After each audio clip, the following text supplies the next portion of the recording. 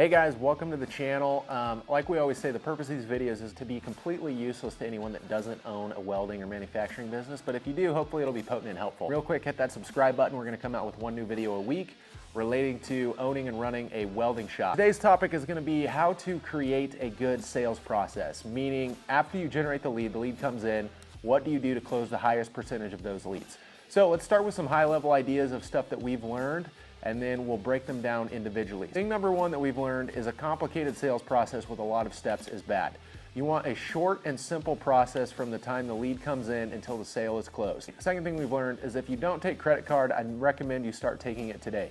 It's convenient, everyone has it with them at all times, and the fee you pay is going to be made up with the extra sales volume you get simply just because you take credit card. Third thing is 90% of the money is going to be made on the follow-up, and most people don't follow up, and this is the highest level activity that you can do, so following up is crucial. So let's start with topic one, how to simplify your sales process. Here's some things that you can do today to improve your sales process. So number one is have a simple, straightforward pricing structure of whatever you sell. Buyers do not like ambiguity and mystery around the price, so figure out a way you can ask them a small amount or no questions and get them to a price as fast as possible. Clarity on this aspect also increases the buyer's perception of your business and your professionalism. If you can make some sort of one sheet for what you sell, meaning an easy to understand PDF sheet that covers your services and how they are priced, it's a great to send to buyers on the call or after the call that gives them the clarity on the price. After you give them the price, give every customer a very clear and simple roadmap of what needs to happen to move forward and do business with you.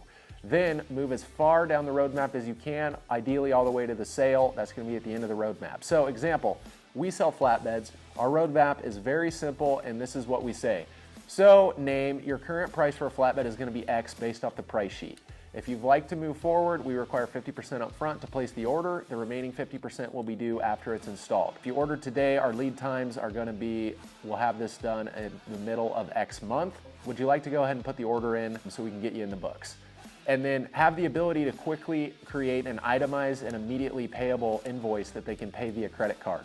If the customer is ready to buy, if they're ready to buy on the first call, be able to take payment over the phone via credit card. That deletes a step by having them take care of payment and avoids them changing their mind, which happens more often than you would think.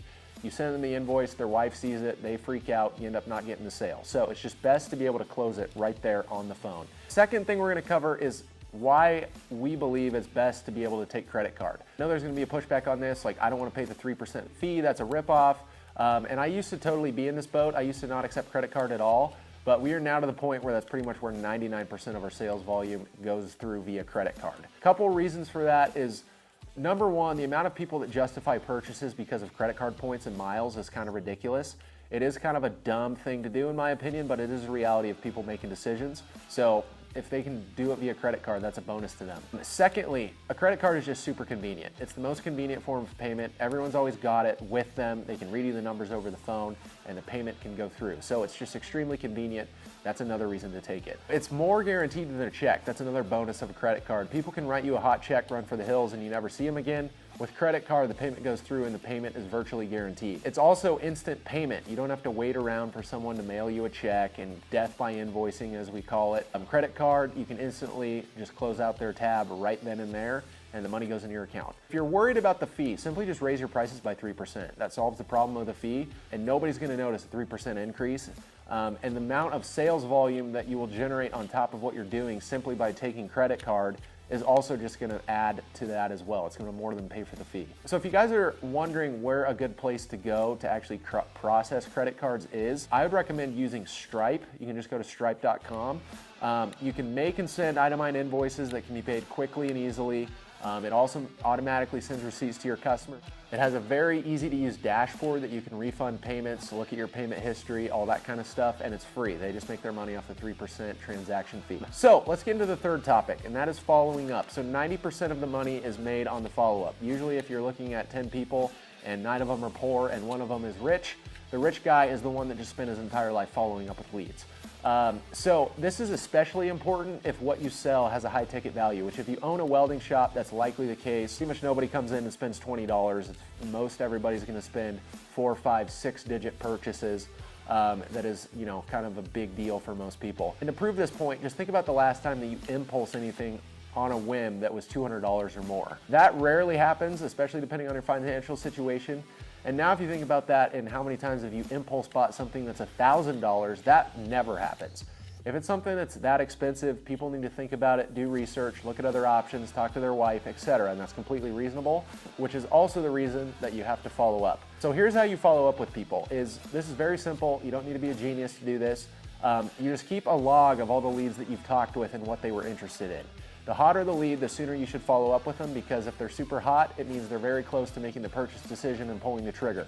You want to be the one that's at the top of their mind and the one that's been the most attentive when they go to make that purchase decision. Some of you are going to think that following up's pushy and annoying. I don't want to be a salesman. I don't want to bother people, whatever the reason may be. Here's the reality of what we've learned is it's only annoying if someone isn't interested.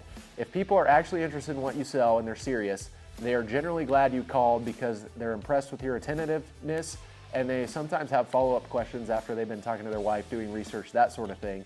You're there to answer them. That makes them comfortable to do business with you. Here's how you actually create the action of a follow-up call on the first call with the customer. Most of the time, they're not going to close on the first call. That's just reality, expensive stuff. They usually don't. Here's what you say when you're on the first call. So name, I can give you a couple days to think it over, and then could I call you back at 9 a.m. on Tuesday and we can see what you've decided? And then they're going to say, yeah, that sounds great. Most of the time, they always want you to call them back. Put that day and time on your schedule. Make sure to give them a call at that time. It's going to be very professional and crisp for the customer. That wraps things up for today. Let's just quickly cover the takeaways. Number one, a simple sales process is the best sales process. So think about your current sales process and get rid of as many possible steps that you can that are hoops that the customer has to jump through. Because anytime there's more steps, that's more friction. And when there's more friction, there's less money that flows.